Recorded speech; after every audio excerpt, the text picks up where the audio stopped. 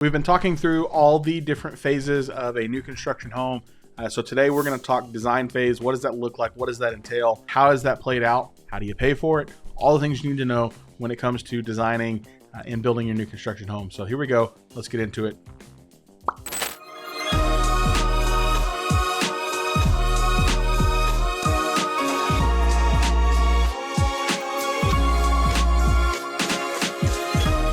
Building is the way you want to go. And we're talking like big box production builder, not super custom builder. And you're going to go from the ground up and you're going to get to pick everything that goes into your home. It's a super exciting time, but you realize, oh my gosh, this is going to be potentially really stressful. So this usually kind of plays out in a couple of different phases. And if you've never done this before, you're like, how does this work? How do I pay for it? What goes on? I want to kind of talk to you about it. So let's say you're building, you picked up, first and foremost, you picked out your dirt. And you started to sign the contract. That's all well and good, and it's done. Most of the time, most builders, this will be done in two phases. One, you'll have structural upgrades. Secondarily, you'll have design upgrades. So structural upgrades are things like, hey, you want to add a third car garage, you want to convert a bedroom into a media room, you want to add a bathroom, you want to vault your ceilings, whatever options that builder offers. And again, that varies based on builder, that varies based on community, that varies based on plan. Some builders are going to give you tons of customization options, and some are going to say you get nothing and you're going to be happy about it. So first and foremost, we'll make structural upgrades. Those most of the time are done in the builder's sales office with the blueprints, and you get online, you play with the floor plans, things like that. Most of the time that is done at contract or shortly after contracting is in and squared away. So that'll be the first time that you'll see that. You'll see all the pricing for your upgrades. So you'll have base price plus lot premium plus any structural upgrades that you make on the home. Point to note, at this point, once you finalize all of your structural upgrades, most builders will not want to make changes on that. So if you're like, hey, I need a change order, most of the time they're going to charge you anywhere between $350 and $1,000 per change. So when you get to that red line meeting where you verify and initial and knock it all off and say, yep, this is good, double check, triple check, read through it, make sure everything is right that you want. Again, this is where I think you spend a majority of your budget in terms of upgrades, because structural things can't be changed later. You're not adding another garage to that house. So if you want it, now's the time to get it in and add it on the front end. So most of the time that's going to be done shortly, like right at the beginning of you contracting. You're not going to pay for it most of the time. It's going to be added to the purchase price, which is then going to be calculated as part of your loan. But for now, you are adding that to the contract. So just kind of keep in mind, keep a running total. They'll show you. You're going to do that early on. The second part of this is usually for some builders, it's a couple weeks. For some, it's a couple months. It all just kind of depends on their process. Some want to wait until we have plans and permits and all of that, and then they set up design. Some of them say, hey, let's set up design super quickly, but then they're going to set up your design appointments. And these are done two different ways.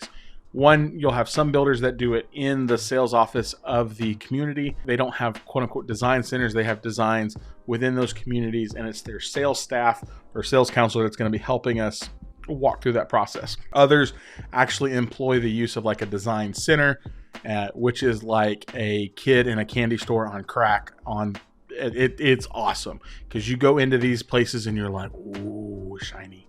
And there's like 40 different sinks and 1,000 different tiles, super overwhelming things that you thought you would never even get to look at. So depending on the builder, you're going to see somewhere between 2 weeks and 2 months post contract is when you're going to get into that design center and make all of those major structural options, make all of your design choices. So this is flooring, counters, cabinets, doors, pulleys, lights, types of flooring, all of those things. We've talked about those in other videos, but everything that goes into your home is going to be done kind of in that design period option. People always ask, hey, do I have to pay for this up front?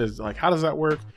Again, depends on the builder. Some builders want a additional design deposit. So like you make your earnest money deposits, 5, 10, 15,000, 3%, whatever the earnest money is based on the building of the community. Sometimes they will ask for an additional deposit of 50%, half of what you do in design. So this gets credited to you, but when you get done with that design appointment, they're going to want you to make that deposit. So just be mindful that you're going to have that money ready to go. The rest of it, and again, not every builder is 50%. Some of it's 10,000. Some of it's so much over X number dollar just know that there's a chance you're going to have to make that deposit.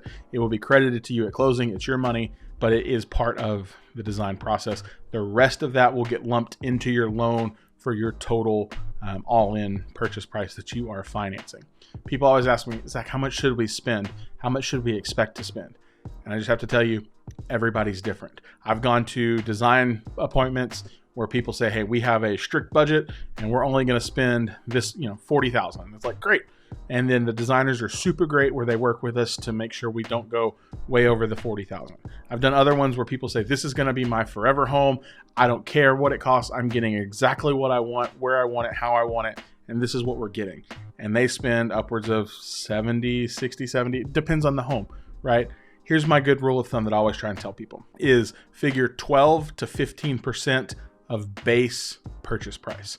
What does that mean? So like when you bought your home, there was the base before we ever did any structural upgrades, before we did any lot premiums, your total sum of upgrades, and I'm counting, sometimes I count structural, sometimes I count design, total sum of everything together should be 12 to 15%. So for quick math's sake, if you're buying a home that has a $450 base price, which is a very common base price here in the market that I serve in DFW. So $450 base price times 0.15, $67,500. Not to say that you have to spend $67,500, but anything well above that, the problem is you're going to be over upgraded for the neighborhood.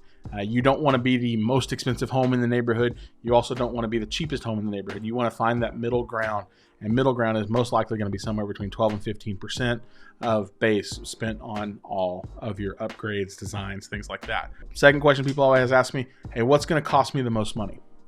Number one, flooring. So if you think about your home, and let's say you're building a 2,800 square foot home and you want 2,000 of that to be LVP or hardwood, like that's going to eat through that budget real quick. I've seen people spend $15,000 to $20,000 in flooring alone. So flooring, cabinets, countertops, those are the big things that eat most of your design money at those design appointments. So how are you going to do your flooring? How are you going to do tile? Are you going to upgrade carpet? Are you going to upgrade pad? We've talked ad nauseum about, hey, these are the things that you should upgrade. These are the things you shouldn't upgrade. We will put that video in the cards, probably up top of builder upgrades that are worth it. But usually the way that goes is you'll spend anywhere between hour and a half to 3 to 4 hours, either with the sales counselor or in the design center, picking every piece of your home, and they'll go line by line. We'll do the floors, we'll do the kitchen, we'll do the countertops, we'll do doors, we'll do windows, we'll do ceilings, all the things. It'll just go on and on and on. And it's like, oh my gosh, there's so many things. And then they will give you a detailed rundown sheet of, hey, here's everything that you're doing. Here's everything that's going to cost. Most builders usually take that, let you walk out and say, hey, here's how much you're spending, minus whatever incentives the builder is giving you, which most of them have really good incentives for design. Here's the total cost. They'll call you in about a week and say, hey, we need to finalize. We want to change. Are we good to go with what you picked? You say yes, you green light it. Depending on the builder, you will make that additional deposit, 5,000 to 50%, depending on how they have it structured for those design. And then you're done. And that's it. And it's a really cool process to start to see the house all start to come together as they build it. So there's a ton that goes into design. There's a ton of questions. I always tell people, hey, get on Pinterest before we go into design. You know what you want. And when you can tell those designers, hey, I'm thinking this is, I'm thinking blacks, or I'm thinking whites, or I'm thinking gold, or I'm thinking chrome, or I'm thinking no chrome. If you can think through those and you have that idea, when you go into design, it is super helpful to have a plan. Right? Have a plan, kind of also have your plan of like your wish list of these are must-haves, these are nice to haves, and these are, if I get them, this would be great.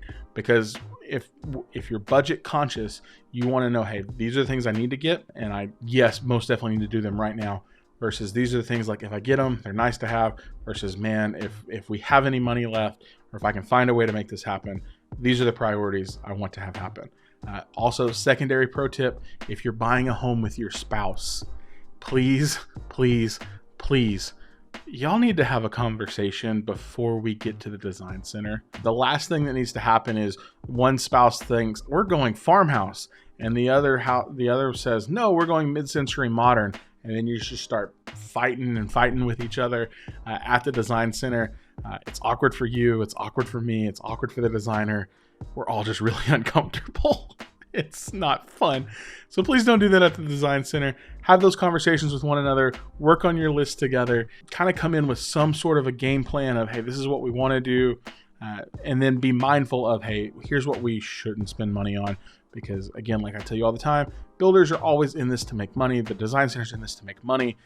So there are things that we definitely should spend money on, and there are definitely things we should not spend money on at all. But if you've never done that, it's super overwhelming. So this is me being here to help provide value. Love sitting in those design appointments with clients as we talk through all the things that come together for their home.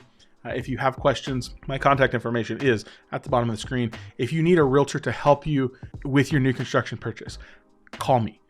But here's the deal. You have to call me before you get under contract with a builder, because once you're under contract, they're not going to let me in to represent you. I've had plenty of people that call me. They're like, we watched your videos. It's so great. It's awesome. We're under contract. We have a question. I'm happy to answer your question, but I can't help but, like, beyond that, I can't really help you with the transaction. So I want to be there to advocate, answer questions, be a resource, and help you save as much money as possible while you get your home settled and good to go for you.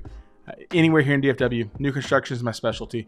Real estate in general, if you have questions, again, call, text, email, comment down below. If you want to continue to learn and grow and hear about what's going on in the new construction space here in DFW, thumbs up and subscribe to the channel. We've got content every week. I try to be helpful where I can. Hope this was educational. Hope, again, this kind of just provides a little bit of insight into the process and what to expect when you're building your new home. So see you in our next video. Bye for now.